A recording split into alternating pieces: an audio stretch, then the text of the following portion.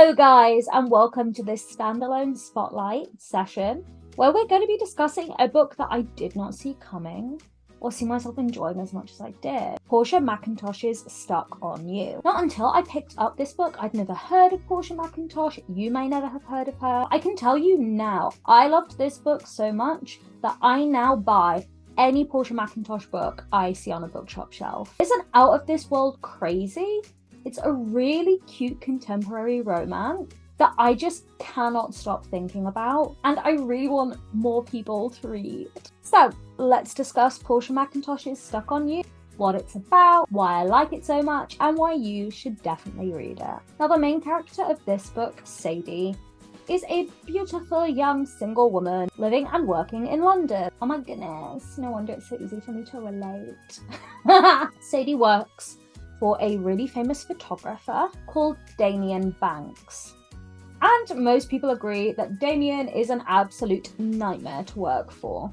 As Damien's personal assistant, Sadie finds herself breaking up with woman after woman for him. He pretty much takes up most of her time, and she simply can't date because she's so busy doing stuff for Damien. There is a truly iconic scene in this book, which I just have to tell you about from the get-go, where Damien has this stunning model at his apartment, and Sadie comes late in the evening. She's got something for him, and obviously the model's not impressed. And Damien just totally sacks this woman off and is trying to encourage Sadie to stay. And has she eaten? She should watch this episode of this program with him. The model is like, what kind of wacko relationship do these two people have?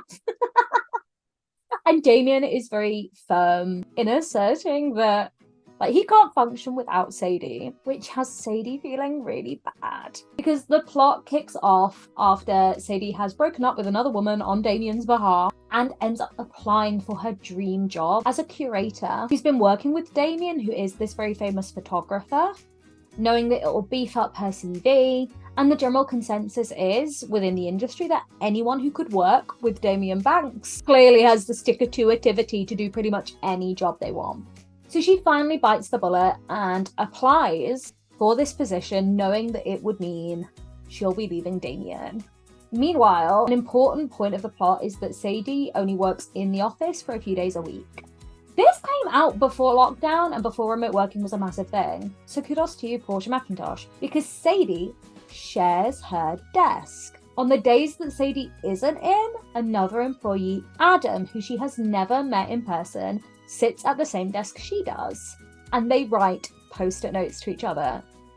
Hence, the name of the book being Stuck on You. Now, in the years that Sadie has worked for Damien, she and Adam have this friendship thing down pat. From the very start of the book, they're leaving each other chocolate bars and stuff in the drawer of the desk. They are complaining to each other about Damien. And even though she's never met him, Sadie has this idea in her head that maybe Adam is her dream guy. Maybe she doesn't need to go out dating all these men when she could just simply put herself out there and try and meet Adam IRL. When Damien isn't happy or hasn't really settled on an idea for his next big project that he is due to showcase on Valentine's Day in February at this massive gallery in the city, gets the idea to go and photograph a man accused of murdering his wife, who's just got out of prison and had one of those making of a murder documentaries made about him. He of course insists that Sadie goes with him because, oh my god, what if this guy actually is a murderer and he tries to kill Damien?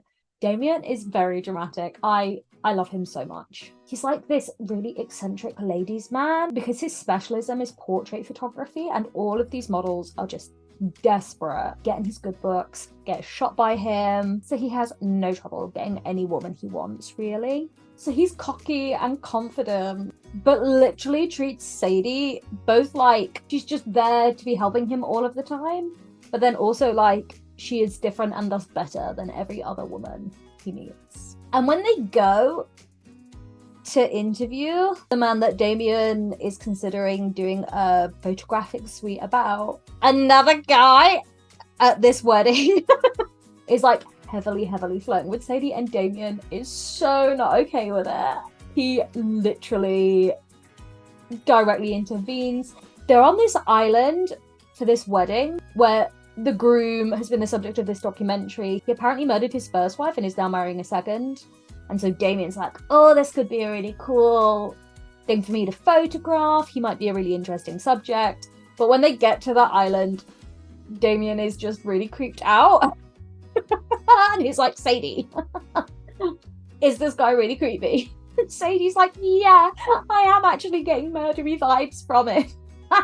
They're like besties that aren't besties because he's a boss, but they're speaking their own language. They get each other and he trusts Sadie's opinion. But they have to stay for like the duration of the party or at least overnight. And one of the other wedding guests asks Sadie to have like a private dinner in a hotel suite. And while she's there with this guy in her room and they're having this romantic candlelit dinner, Damien just... oh, it's so good. He just basically crashes the date and stops it dead. And throws the biggest drama queen Paddy. And the poor guy who's trying to on with Sadie is like, oh my god, your boss is crazy. And she's like, oh my god, yeah, he's so annoying. He's so self-obsessed. As I was reading it, I saw this happen and I was like, bitch. Please. I don't need to be good at math to put 2 and 2 together and come out with the fact that whilst Damien is freaking out over what he's now going to do for this art show and who he's going to photograph, he is definitely in that room causing a fuss because he does not want Sadie and this guy getting together. It's giving possessive, but in like a camp theatrical way. So that's a bust. And now they're in this situation. It is coming up to Christmas where Damien really doesn't have long to get a move on and decide on a new subject, shoot all the photos, and get all the work done for his exhibition on Valentine's Day. Meanwhile, Sadie hears back and receives an offer of the job of a lifetime, which she clearly has to accept. So she decides to kind of cop out and sends her notice in on the very last day of work before Christmas, knowing that with her notice period being what it is, she'll basically come back after Christmas, assuming that Damien's never going to check his emails because he never really does, and not have an extended period of awkwardness between her and Damien when he knows that she's leaving him. She does, however, write a final note to Adam, biting the bullet and asking him to meet her in person. She explains that she's leaving, she's handing her notice in, and that this will be their only chance to ever really know more about each other. From her perspective, this is like a big leap of faith. And you've got your fingers crossed that this is going to work out for her because Damien is pretty much ruining any other chance she has of meeting someone. He is a 35-year-old child who is just determined on keeping Sadie to himself. And it would be kind of egomaniacal if Damien wasn't so funny and sweet. Like, you kind of see that from the get-go. But the whole story is very much, at this point, still focusing on Sadie's annoyance at him. Sadie is from a town, I think in Wales, if memory serves me correctly, that is just off of the shore and connected by a land bridge. So it's quite remote, very rural, and she is going back there for the Christmas holidays with her mum and her dad and the rest of her family on this really cute island for Christmas. Damien reveals very dramatically, as they're kind of wrapping up and getting ready to go, that he has no plans for Christmas. He's actually going to be on his own. And literally pulls the biggest, like, wouldn't it be really nice if only someone who I knew and trusted and really liked would take me home with them for Christmas?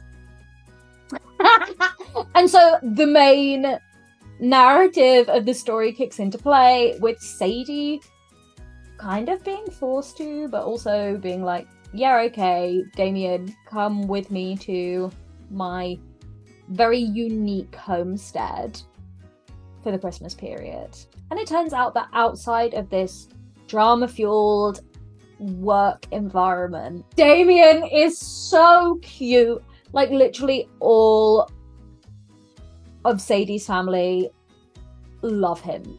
He wins everyone over. He is eccentric and loud and bubbly. And the whole family are like, oh my god, Sadie, you keep saying that he is a nightmare, but he is hilarious, he is brilliant. And Sadie's dealing with all the awkwardness of having her boss in her childhood home on this island where everyone knows who she is. But Damien is like loving it. He is loving it. Sadie's upset that she hasn't heard anything from Adam. She left him her phone number.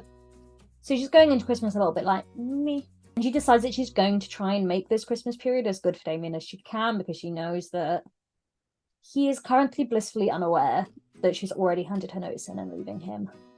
While they're there on the island, Damien's obviously brought his equipment, and he starts photographing the people around him and realizes that the inspiration for his new series is going to come from taking portraits of people that convey true love. So he takes photos of people around the island as everyone's getting ready for Christmas. It's really, really cute. And Sadie gets the chance to see a completely different side to Damien. The fact that he does believe in love. The fact that he thinks he can try and capture it on camera. And that this new photo sequence that is going to get attention from people all over the world is going to involve IRL people that she knows and loves and has been around for years. They grow closer and closer together. It's really sweet. It's really cute. It's really Christmassy. And Sadie kind of starts to realize maybe she likes Damien. Like, he's gorgeous.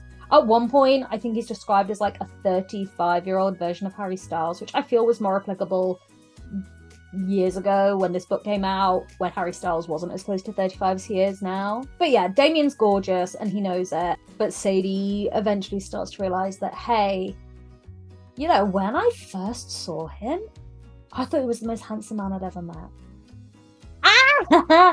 And then he opened his mouth. It's generally the sentiment. But now she's getting to see like the real Damien, and he's cute, and oh my, I love him. I love him so much, guys. So they spend a night at a pub over on the mainland and miss their chance to drive back over the sea bridge.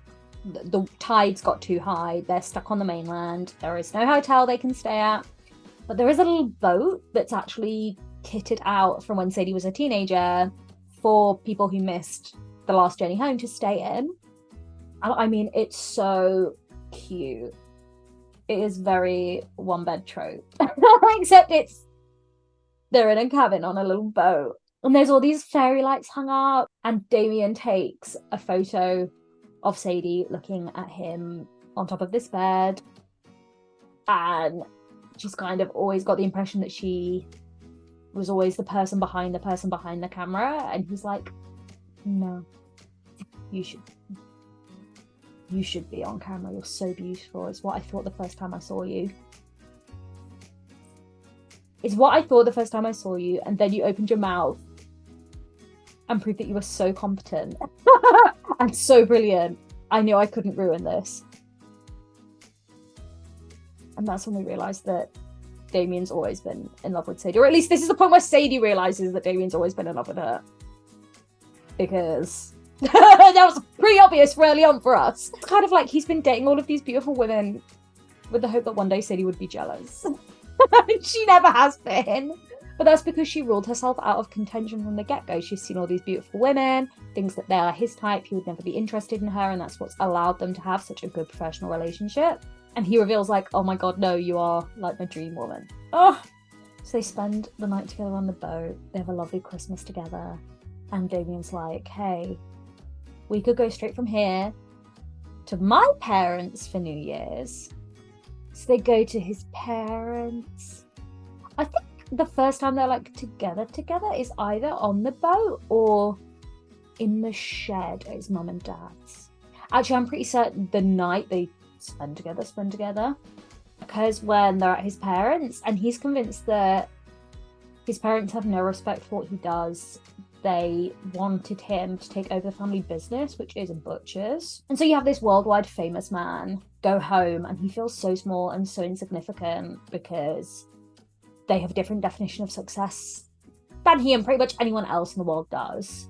Like, he's internationally renowned, mega big bucks, hyper successful young man, and his dad, like, it's really sad. Sadie realizes that he has this massive inferiority complex because of the way that his family treats him. So yes, let's just say she makes him feel better about that.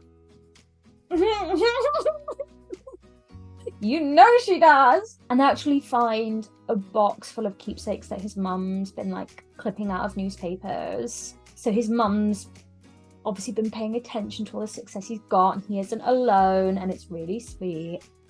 And then we get to the painful bit. Because she has to tell Damien that she's leaving. Okay? And when she does, you're ready for dramatics. And Damien looks at her and says, "You haven't changed your mind." And you realise that Damien has planned to spend this whole holiday season with Sadie, thinking that if he could get her to fall in love with him, she might stay. Which means that he knew she'd handed her notice in. And she's like, "Is that all this has been? Like, you just want to manipulate me into staying in this job?" And he's like, "No, I didn't want you to leave, and I thought, this is it. Like, I've got to try, I've got to shoot my shot. And now that obviously we're going to be together, right? Why would you want to stop working with me and seeing me every day?" And she's like, "Wait, how long have you known? When did you check your emails?" And he's like, "I didn't." And we get the reveal that Damien has always been aware that he is a nightmare to work for. And when he met Sadie, realised she was transcendent, he thought, "I cannot mess this up. I will not flirt with her. I will treat her with respect. And I will find a way to check in on how she's feeling, so that if she wants to leave, I can try and amend my ways. I will listen to Sadie's feedback." And how do you think he decided to do that?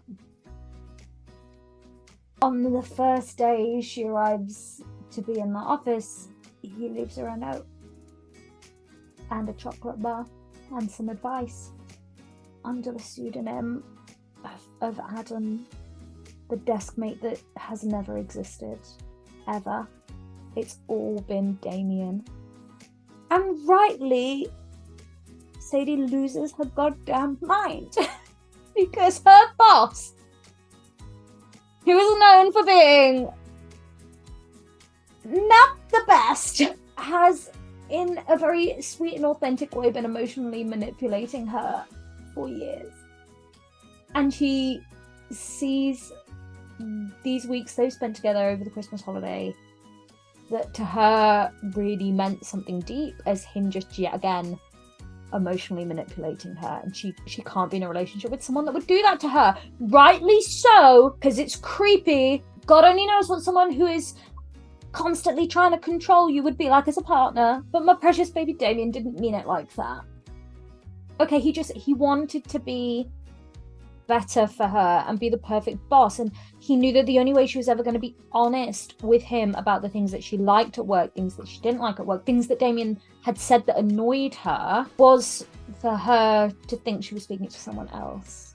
Because no one likes Damien. No one likes the real Damien in his eyes. He'll never be good enough for anybody, and he just wanted to be better and do right for Sadie.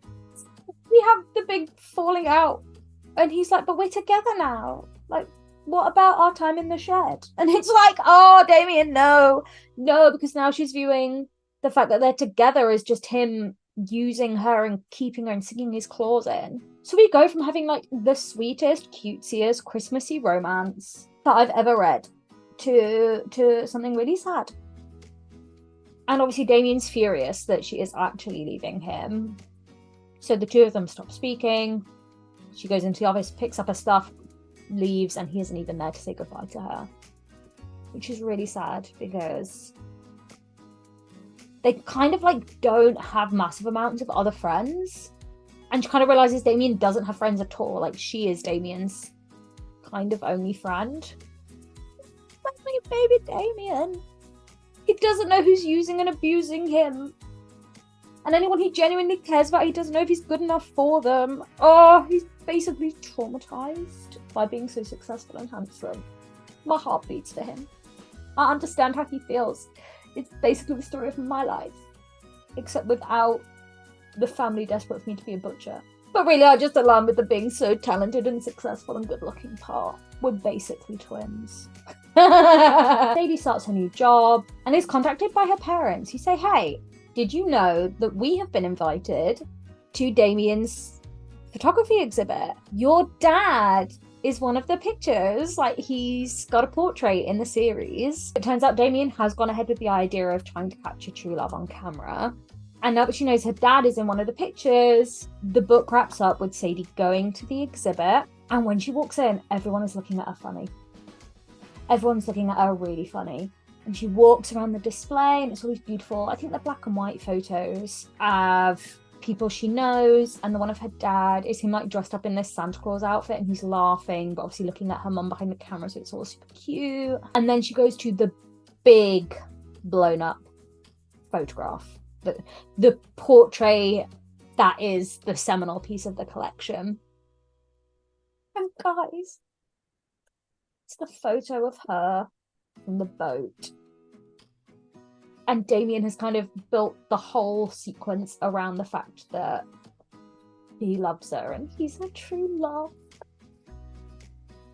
And then she seeks him out and then they both apologize and he realizes that he's done the wrong things and she realizes that he meant well and that things need to change if they are going to have a good relationship with each other. And Damien realizes that he shouldn't be holding Sadie back. She's got a dream job, she's all happy. The only thing that could make her happier is the two of them being together. So they agree, as much as it upsets him to acknowledge this, that she won't work for him ever again. But they will have a different kind of relationship. They're going to work on being a couple together. And the book ends with her visiting her former office and just having a quick conversation with Damien's new assistant. And it's brilliant. I honestly don't know if I've done this book justice, but my baby Damien is so brilliant. I love him so much. If you like those kind of morally grey characters, but this one is just camp and funny and cute and sweet. He just does wrong things sometimes. I will defend him till the day I die. And Sadie's so sweet and lovely, even if she is blind to the fact that Damien clearly loves her from before the beginning of the book. Honestly, this book's brilliant. I love the fact that the problem here isn't miscommunication, it is like literal bad stuff. And that we end on the note of a much healthier relationship than what would have been at the beginning. That the couple in this just really, really respect each other. And I love Portia's style. It's so easy to read. It's super digestible. Sadie and Damien are perfect. The plot is cute. The setting's brilliant. Oh, the island that Sadie grew up in it's all the Christmassy, New Year-y vibes. I can't recommend this book to you enough. I love it for so many reasons. If you can, pick yourself up a copy. And yeah, that's pretty much everything I have to say. This is a brilliant book and you should read it. Thank you so much for watching this standalone spotlight about Stuck on You by Portia Macintosh. I'm Christy Clogs. Thank you for watching. Please give this video a like and subscribe to my channel if you want to see more videos like it. And comment on your thoughts. Have you read this book before? Are you going to read it now? Or have you read any other Portia Macintosh books? Let me know if you also have any books you would like me to cover and recommend to people. I'm always looking out for more books to read. Thank you very much for watching this video. I will see you later, alligator.